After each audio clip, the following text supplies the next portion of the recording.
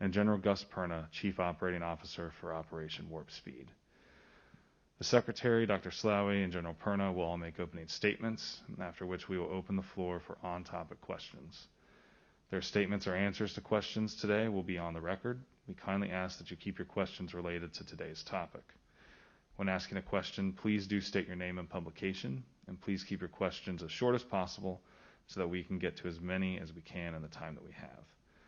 For off-topic questions, you can email media@hhs.gov, or for any follow-ups that we don't have time for today.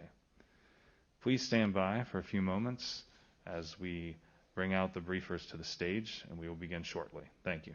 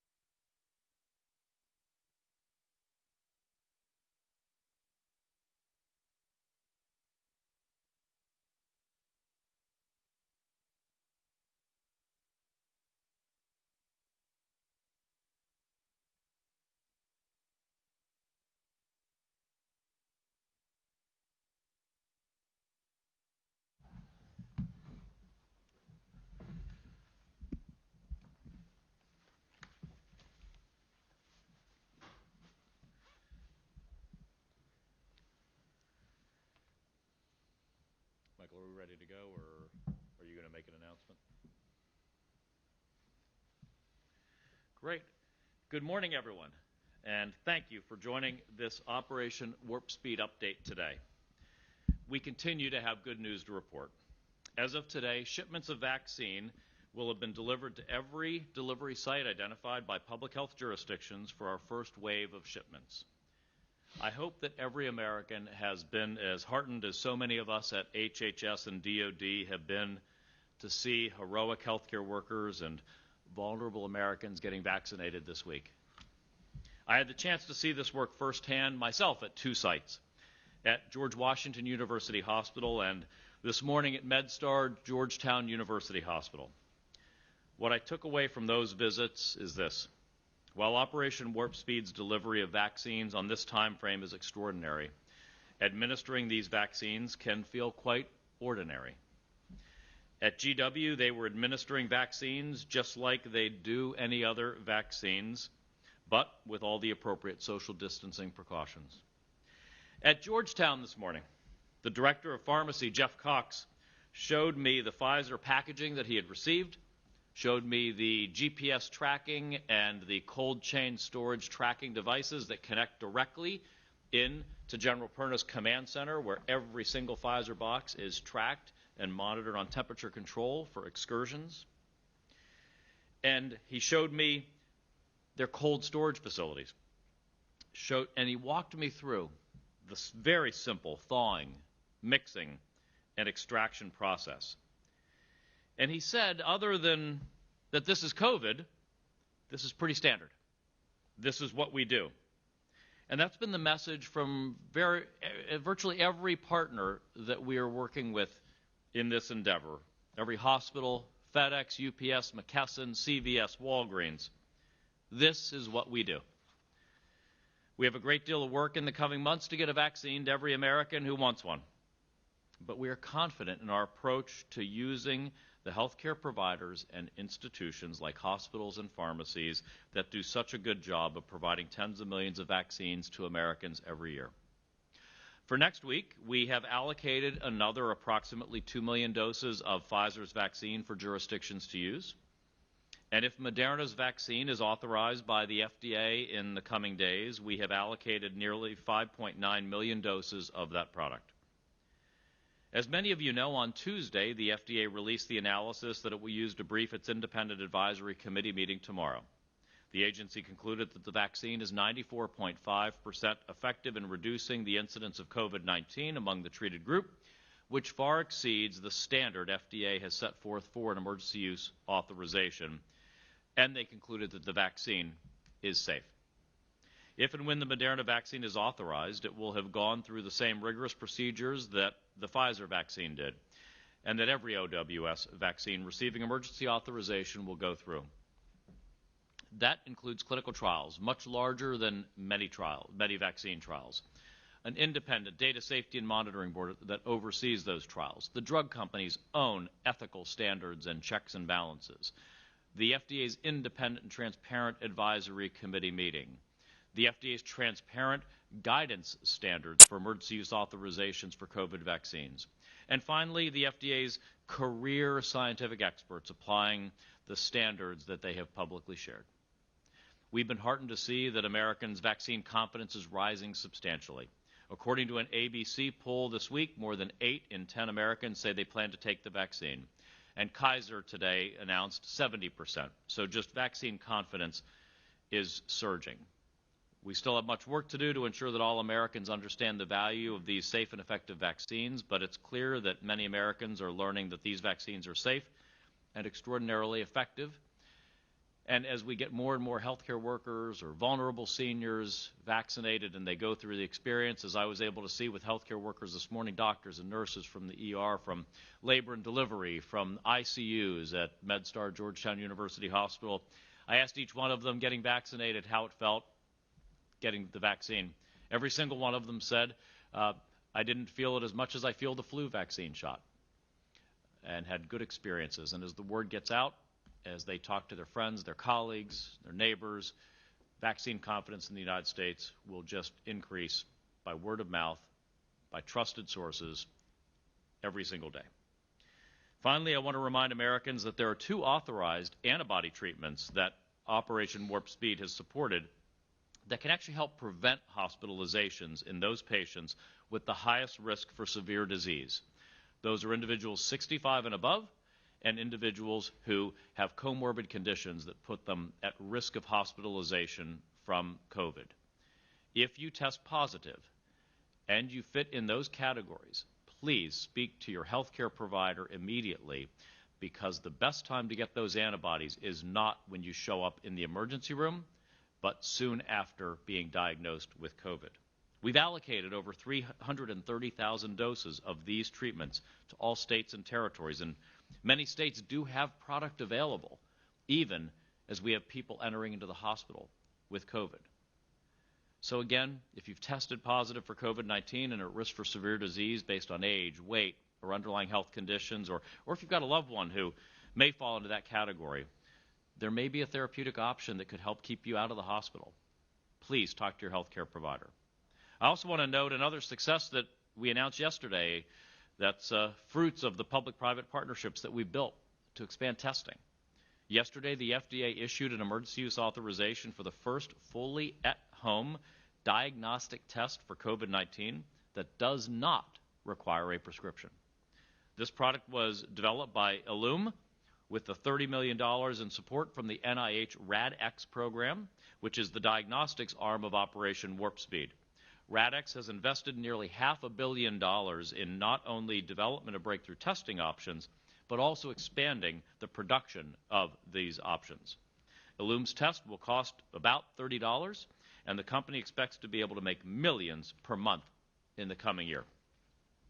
Even with the emergence of these new tools, we are not at the finish line yet, especially as we approach the holidays and in the coming months. We've all got to continue taking steps to keep ourselves, our loved ones, and our communities safe. It's the 3 W's. Wash your hands, watch your distance, wear your face coverings when you can't watch your distance, and avoid settings where you're going to let your guard down and not do those things like overcrowded indoor restaurants or bars, and especially those household gatherings that get multiple households together, friends and neighbors. You eat, you drink, you let your guard down then. You think that because you know people, they can't be infected, you can't infect them, you're not symptomatic, you're not going to infect them. This is how the disease is spreading right now. And this is what's leading to cases, which are leading to hospitalizations, and tragically, leading to fatalities. So we have the tools in our hands right now to bridge to the days that are upon us. We used to say to bridge to the weeks and months ahead. It's bridging to the days that are right upon us now, but we all have to act responsibly, and we'll get there, because as we look to next week and the ongoing holiday season, my goal is for everybody that's here now to be here next year for the holiday season, thanks to the vaccines and therapeutics that the heroes of Operation Warp Speed and America's biopharmaceutical industry are bringing to you. But you got to make it to that point through responsible behaviors to get to the moment when you can get vaccinated. So with that said, let me turn things over to Dr. Slaoui for a scientific and development update. Thank you, Mr. Secretary. Hello, everybody. Just briefly, I hope you had a chance to look into the Moderna submission for VRBPAC and the FDA comments. I think they underline and demonstrate again how effective these messenger RNA vaccines are, and also describe very clearly their very good safety profile. Just want to highlight two things. Look at the Kaplan-Meier curves and look at efficacy after the first dose. 10 to 14 days after the first dose, maximum efficacy is already achieved. Of course, it doesn't mean this is a one-dose vaccine, because people got their second dose 2 weeks later. But it just means that onset of efficacy is very fast after immunization, and we should start to see an impact in the very high-risk populations that are being immunized as we speak. The second thing that's really interesting is the apparent protection against infection as detected by PCR detection of virus on day 28 in the study population that has shown anywhere between 60-65% protection, which I think is very exciting after one dose. Again, we'll see that data coming up after second dose in the next few weeks, based more on a serological endpoint than a virological endpoint. And I think that will be very important from a public health perspective, at least in the short term. I expect that protection to be quite significant. Maybe its duration against infection may not be as long-lasting as the protection against disease would be. Finally, on Moderna, as you have seen in their announcement, 20 million doses will be delivered by the end of the month, and I think that's really excellent. Pfizer, just to remind you that we are working very closely with the company to ensure that we can support and help them address all the challenges in continuing to increase their capacity and output, and also at the same time discussing how we may come to an agreement on the first option for an additional 100 million of doses. Next in the portfolio is the Johnson & Johnson Janssen's vaccine. Tomorrow we will close recruitment in the phase 3 trial with about 43 to 44,000 subjects recruited. Really an outstanding performance in terms of the volunteers, which we really warmly thank for their generous participation into the trial. The trial is accruing cases very quickly. We hope that we may be able to assess efficacy a first time early in January and maybe a final time late in January.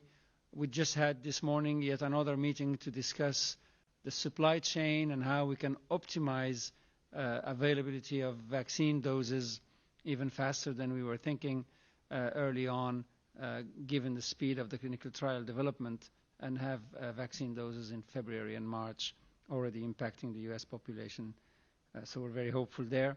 On AstraZeneca, we are about 23,000 subjects recruited in the phase 3 trial.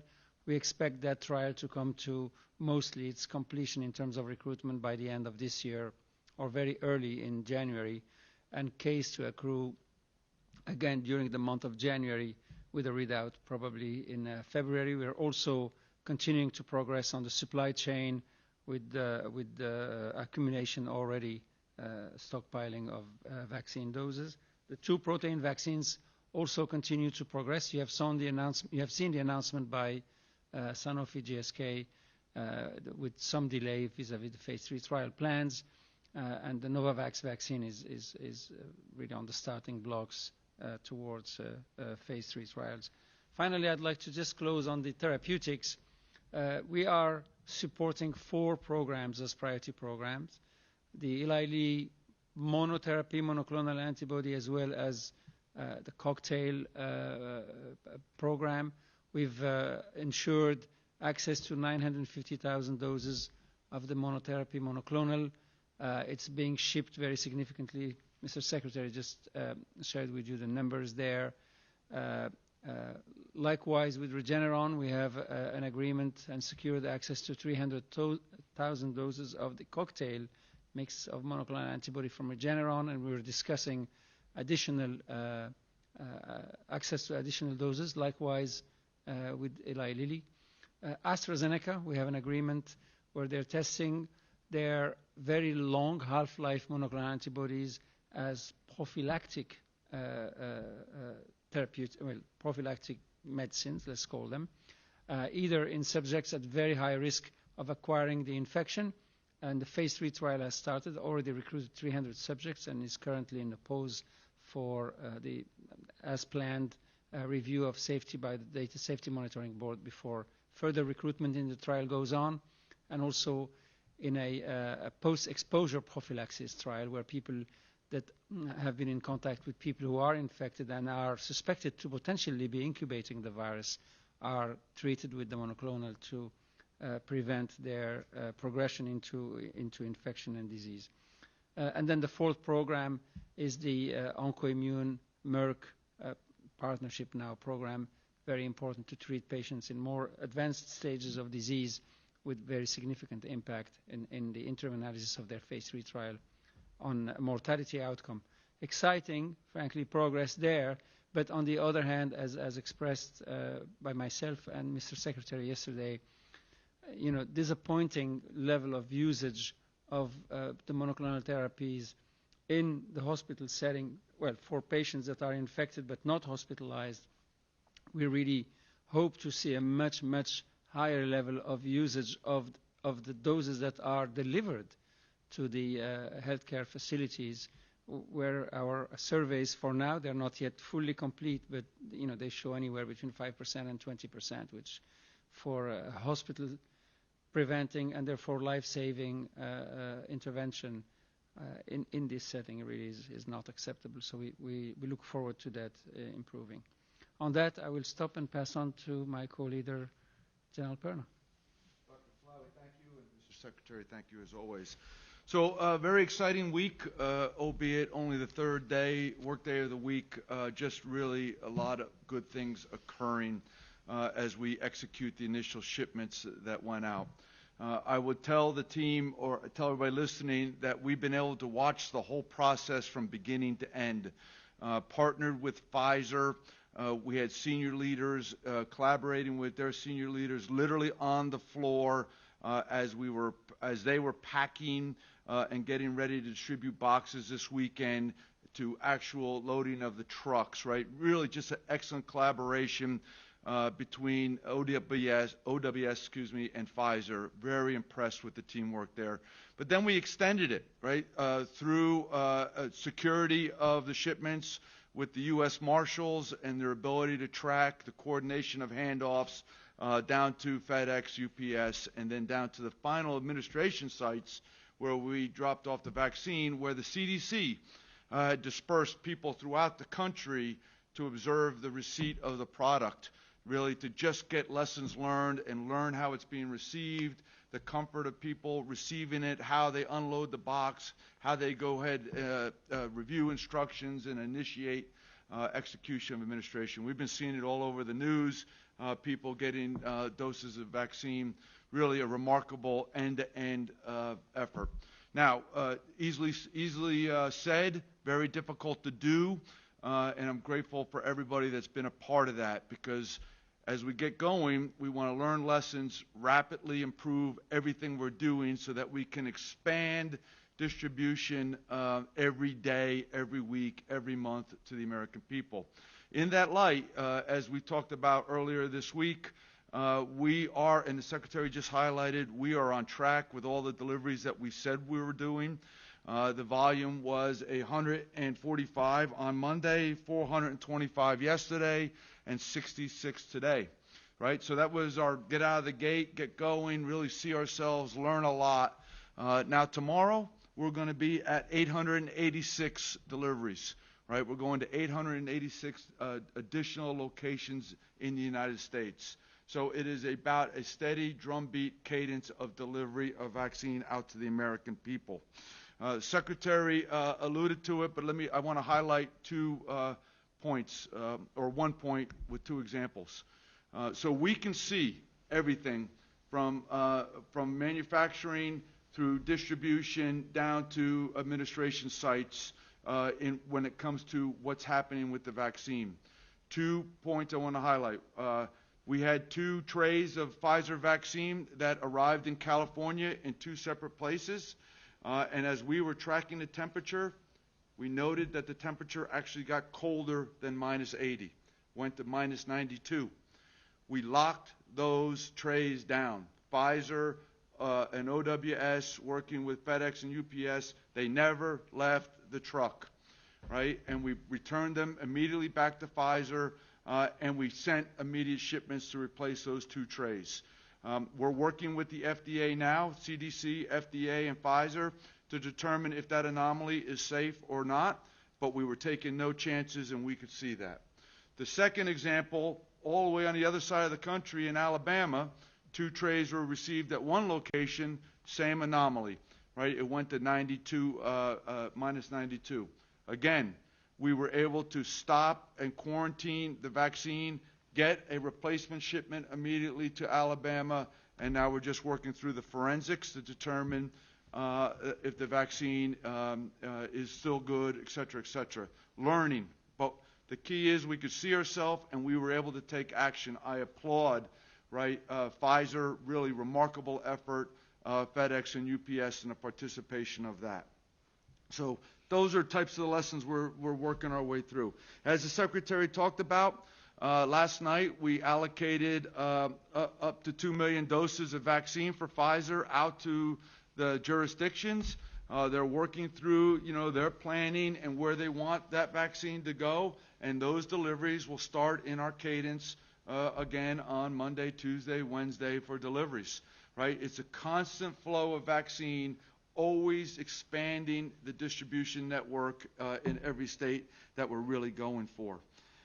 We are continuing our efforts, as we talked about on Monday, with the long-term health care facilities.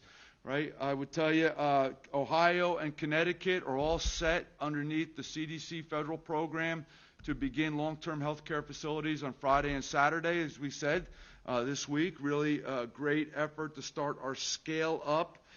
We know that Florida and West Virginia are also have started long-term health care facilities utilizing EMTs and or another contractor as the states decided. The point being is we're already doing long-term health care facilities. And come Monday, we will be at over 1,100 different locations starting long-term health care facilities, and that will rapidly expand thousands a day into our process. Over 70,000 facilities that we've coordinated with and that we're working the plan for distribution. CVS and Walgreens are leading this effort in collaboration with the CDC. So we are really aggressively working on the offense to take care of these great Americans in these facilities. So really, I'm very, very excited about where we're going with that, and we'll continue to report on that accordingly. As we talked briefly about what is next, right? So I just talked about some tactical execution of the delivery, but we're already expanding our thoughts to vaccine dosages becoming more and more available as we're more confident with the manufacturing and distribution. And so what do we want to be able to enable next? So the CDC and 19 pharmacy chains, right, are collaborating. I received a very extensive briefing on Saturday. I participated in the call with the 19 pharmacies and the CDC, and they've established and are working through the final details to enable governor plans about allowing access to all these facilities throughout our country. So in simple terms, when as soon as we can turn the key on this, and we're looking sometime about mid-January as doses really become available, but won't be locked to one date. It'll be driven by states' decisions and vaccine availability. What we see is an expansion of capacity for administration of vaccines up to about 37,000 brick-and-mortar facilities. Right? This is really just a powerful collaboration with the pharmacies and the CDC, but most importantly, enabling the governor's plans to expand vaccination throughout their states as we transition to other really critical groups. So really excited about that, and we'll keep you updated as we go forward on that. The last thing I would tell you, and it's not lost on you if you've heard me talk before, this is the beginning, right? It was a great start, but every day we have to hold ourselves accountable to very high standards. We have to continue to learn, and we have to just get better every day. Because at the end of the day, it is about safe and effective vaccines and therapeutics for the American people. I would leave you with this. It's a whole of America approach. And it's being illuminated through the state's plannings and execution, as you saw. Really want to give them kudos for the elaborate work and execution accordingly. I will again reemphasize, as the Secretary mentioned, the reason why we're so confident in what we're doing. We have the professionals executing it, whether it's Pfizer and hopefully Moderna here shortly, but really FedEx and UPS, right down through the pharmacies, is what's given us the confidence, because they do this every day. And they're demonstrating their professionalism and their organizational culture in execution, right? The high standards and the accountability that they're accepting. Yesterday I had a phone call with Wes Wheeler from UPS and Richard Smith from FedEx, the two CEOs. Both of them were ensuring me, as we were looking at the weather maps, right, for today in the Northeast and later in the week for the Northwest, right, how were we going to mitigate and continue the flow of vaccines? These two leaders knew exactly the weather report. They had people planning, mitigating strategies for distribution, and they were making contact with customers. They're establishing rules saying that if somebody is not there because of the weather, even though they're there, we retain the vaccine. It goes back secure and delivered the next day. I mean, that's what these two leaders and their companies are involved in. I assured them that I would underwrite a leader's decision in the delivery of the vaccine to ensure driver, pilot safety, and safety of the vaccine. I said, leaders, you make the call. I will underwrite the distribution accordingly. I was so impressed by their ability to see themselves, make mitigating plans, and hold themselves accountable that I'm here talking about it today, and I just wanted to pass to the American people.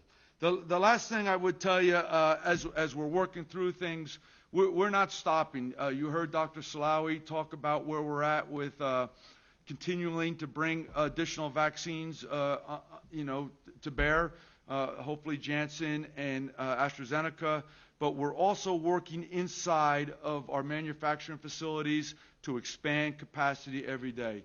Dr. Salawi and I visited Catalent, who's working to expand their capability. Secretary was just there yesterday or the other day? Yesterday. Between our visit, Dr. Salawi, myself, and the Secretary's visit, which has been about 10 days, we were able to get the Army Corps of Engineers there to help them assess, participate, and help really work through ideas to expand capacity more rapidly so that we could get more doses of vaccine more rapidly. We actually think this is going to come to fruition, and we'll have more vaccine from potentially once EUA is done from Moderna. Right? So we are always constantly trying to expand and rapidly increase the availability of safe and effective vaccine for the American people. Mr. Secretary, that concludes my comments. Thank you, General. We're now open for questions. Michael?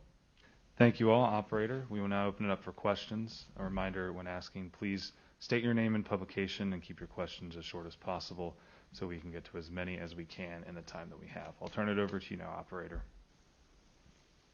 Thank you. And if you would like to ask a question, please press *1 and record your name. If you need to withdraw your question, press *2. Please announce your name and outlet before asking your question. And our first question comes from Humara Ofan with Fox, and your line is now open. Hi, this is Umar Irfan. I'm a reporter at Vox. For Dr. Slaoui and General Parna, could you provide a little bit of context here as to the scale of this endeavor compared to other vaccination efforts in the past, compared to, say, smallpox, polio, or even the annual influenza vaccinations? How much bigger and how much faster is this effort to roll out a COVID-19 vaccine? What is the relevant metric to compare this to? Yeah, so if we talk about vaccination, every year in the U.S., between 80 million and 100 million doses of flu vaccines are distributed. And therefore, we're talking about something that's maybe 3 or 4 times bigger over a period that's probably similar, 6 months, because the flu vaccines are distributed from the month of August to the month of December or so. So that's, I would say, the distribution aspect and the immunization aspect, I think, are not very significantly different. And that's the reason why using the existing capabilities and resources is the appropriate and the right thing to do, and that's why our level of confidence is very significant.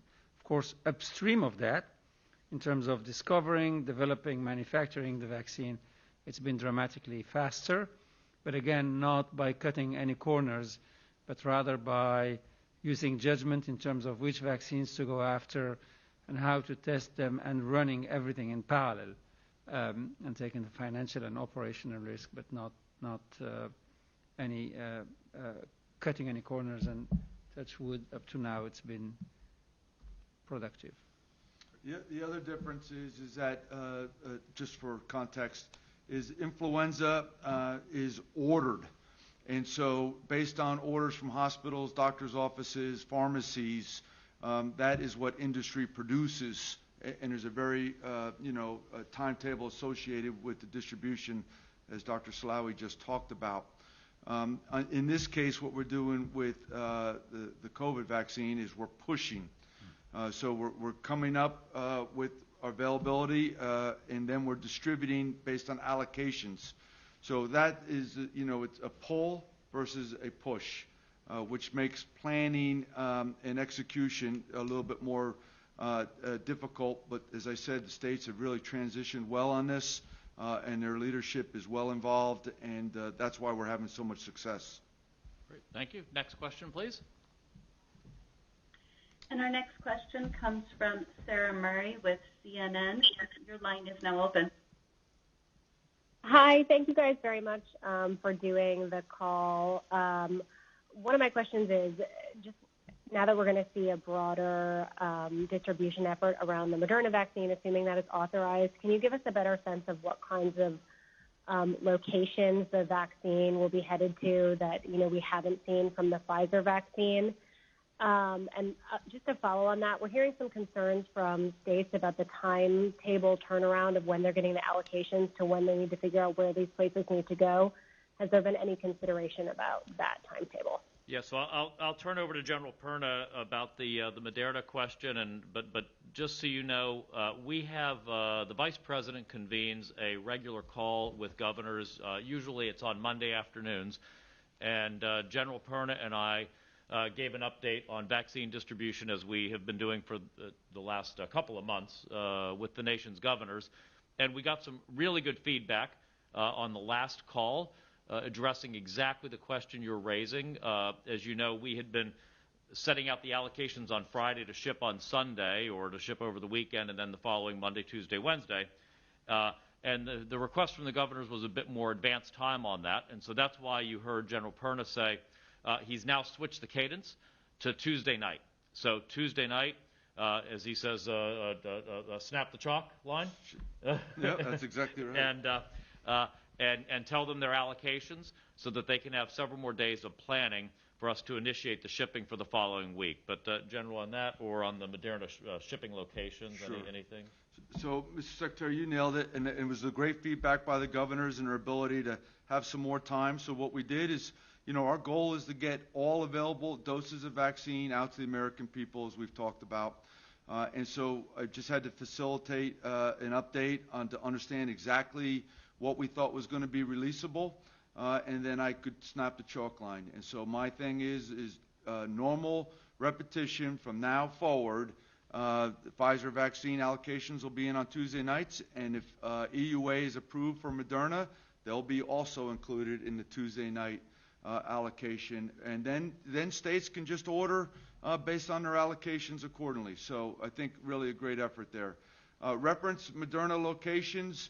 I would tell you that you're going to see a lot of the similar capability and capacity, or delivered to the same types of capability and capacity. It will start to expand out to rural type areas, I believe, as I remember reflecting on plans, and there'll be more allocations towards nursing homes in execution of that, nursing home long-term health care facilities. So current, primary hospitals still included, but I think you'll see more expansion of the Moderna vaccine. Remember, because of the planning and what was available, we were able to send out more Moderna on the first dose than we were able to send out on Pfizer, almost double. Great. Thank you, General. Next question, please. And our next question comes from Ricardo Pelosa Valdivar with Associated Press. And your line is now open. Hi, thank you for doing these calls. Ricardo Alonso Valdivar with the Associated Press. And my question is, could you please provide an update on negotiations with Pfizer for additional doses of their vaccine? When would that be available? And can you provide some insight on the earlier decision to decline the option to purchase more Pfizer vaccine? How will this impact the cadence that General Perna talks about, the cadence of delivery? Thank you, Ricardo. Obviously, we have to be careful. We are engaged in active negotiations on a procurement matter, so there's only so much we're able to discuss with you. Just as we've said, though, publicly, we are in active discussions with Pfizer about exercising additional options under our contract. The core issue, as it was on the initial question, there's been so much misunderstanding out there, is Pfizer's ability to manufacture by a date certain. And we are working with them to provide them whatever assistance. Now that they have identified some of their production challenges that they've got, we've been working with them on what assistance is appropriate for us to provide in order for us to secure additional doses. We're working towards additional doses for that second quarter. They're right now producing at their maximum capacity to deliver on the 100 million that is in the first tranche of the contract with us, and we're providing manufacturing support as we have really from the beginning with Pfizer. It's important to understand that the Pfizer relationship, while it is very much part of Operation Warp Speed, is a different contractual relationship than the other 5 vaccine manufacturers. On the other 5, we are more intimately engaged in the support of the development and manufacturing of their product on an ongoing basis, whereas the relationship that Pfizer wanted with Operation Warp Speed was the guaranteed purchase of vaccine if approved by the FDA. And that means that to date, we have had less visibility into their manufacturing processes, their manufacturing capacities, their locations, and supplies, raw material issues, supply chain management, than we do with, say, a Moderna or an AstraZeneca or a Johnson & Johnson. And so part of our ongoing discussions is to remediate that and get better visibility into what they're doing, what challenges they're facing, because they've made significant commitments to us and others, and their manufacturing, as you know, they ended up coming short half of what they thought they would be able to produce and had announced they'd be able to produce just in the year 2020. But General or Dr. Slaoui, could you give any additional perspective? I know, Dr. Slaoui, you could maybe talk particularly about this misunderstanding that's out there about the additional options. Yes, I think any reasonable person would understand that we built a portfolio of vaccines and took them into development in order to ensure that one of them at least makes it to the finish line, and B, if more than one makes it to the finish line, that we can accrue and accumulate vaccine doses faster than if we were relying on a single provider. So frankly, I hope once and for all, it wouldn't make sense whatsoever to pre-order more from one vaccine manufacturer than any other one before we knew a vaccine works. I don't know what rationale drives people to ask that question. You wouldn't buy something before you knew it works if you had 6 opportunities to have one provider provide you with what you needed. Number one. Number two, in order to ensure that we would be in a position to acquire more vaccine doses if and when a vaccine had first signs of performance, we build options in each and every one of our agreements. Right? That's the right thing to do. That's the thoughtful way to allocate resources and taxpayers' money. As soon as we knew that the vaccine works, the negotiations started, and I think the Secretary really described the nature of the partnership that we have with different companies. Some are more arm's length, I call them, and others are extremely more involved. And when Pfizer was unable to specify when vaccine doses would be delivered, we don't need 100 million doses of vaccine started in September or December of 2021. We need them in the second quarter if they make it into the second quarter. And frankly, if they don't, I think there are enough vaccine doses, as you could see through the first option agreement with Moderna, now doubling the amount of vaccine doses we have, and with the Janssen's vaccine coming in, and the AstraZeneca after it, and the Novavax vaccine. I think the strategy is really happening exactly as we planned it, and we, of course, would welcome having another 100 million doses of the Pfizer vaccine, and we're negotiating with them appropriately. And, our expectation is for that to complete shortly. We have time for 2 more questions. General, did you have any? Are you good with that? I am. I'm very good with that. My co-leader nailed it. Right. You nailed it. I mean, Ricardo, and it just this keeps getting asked over and over again. We'll keep answering it. We now have 900 million doses of vaccine that we have contracted for the delivery of. We have options that increase that to a total of 3 billion doses of vaccine. We have 100 million of Moderna set between now and March 31st. 100 million of Pfizer between now and March 31st. 100 million additional Moderna in the second quarter.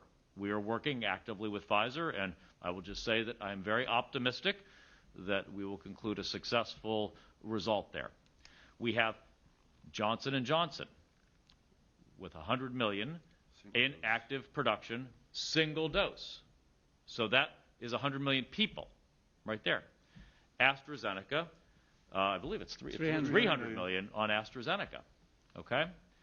So we believe when you take 330 million Americans, you take off the non-indicated populations of about 70 million people below age 16, if you just do the math on that, we've got now the vaccine contracted for with delivery, we believe, subject, of course, to Moderna approval and success of, adding in either a Johnson & Johnson or an AstraZeneca, we believe that we will have actually surplus supplies of vaccine, and that's why the President signed his executive order that made the commitment that we will take that surplus capacity, not just surplus vaccine, but also surplus manufacturing capacity, and use that for the benefit of the world community. So, one last question, Michael? One last question, yes, sir. And our last question comes from Leanne Winnick with CBS News. Your line is now open. Thank you. Good morning.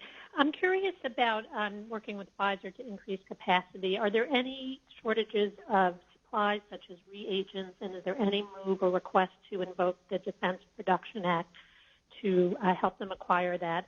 And then just a quick note, I'm curious about the Christmas holiday. Is everybody working straight through Christmas in terms of Pfizer and the delivery people and the administration? Thank you. Yeah, thank you, Leanne. So on the first part of your question with regard to Pfizer, again, because as Dr. Slaoui described it, it's a more arm's length relationship there. We have recently been informed by them finally of various challenges that they might have in their manufacturing, and we will ensure that by whatever mechanism we provide them full support to ensure that they can produce for the American people, fulfill their contractual commitments, as well as any assistance needed to ensure that they're able to add commitments to us subject to our needs. So we've done that already. We've been working with them, as General Perna can talk about. We've been working to optimize where companies will let us, working to optimize production. You know, we've added significant capacity to Moderna through the work, whether it's the Army Corps of Engineers work at the Catalent facility, which is our fill-finish facility, or our work at Emergent, where we're actually doing the bulk production for Moderna, adding scale to the bulk production capabilities there. So we hope to actually increase our yields there even beyond what we've talked about. And we will gladly do that, as we've been doing with Pfizer, to ensure that they meet their commitments, but also so they can add additional commitments to us. And we'll use any power we need to make that happen. Yeah, I would just add, we've already been working with Pfizer, just like all of our companies, to help them facilitate, enable execution.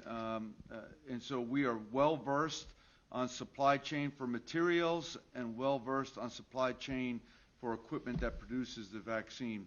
And so I'm very comfortable in our ability to help prioritize and enable to meet the effects that we want, right? Safe and effective vaccines for the American people. And could you talk a bit about the holidays coming up? Oh, yes, I apologize, Mr. Secretary. So the only day, and it's really Christmas Day on Friday, is the day that we will execute as required an emergency distribution if something happens through our cadence in the week. But the plan right now is not to deliver on Fridays. And then, we'll start producing or packaging Saturday and Sunday and begin our cadence the following week.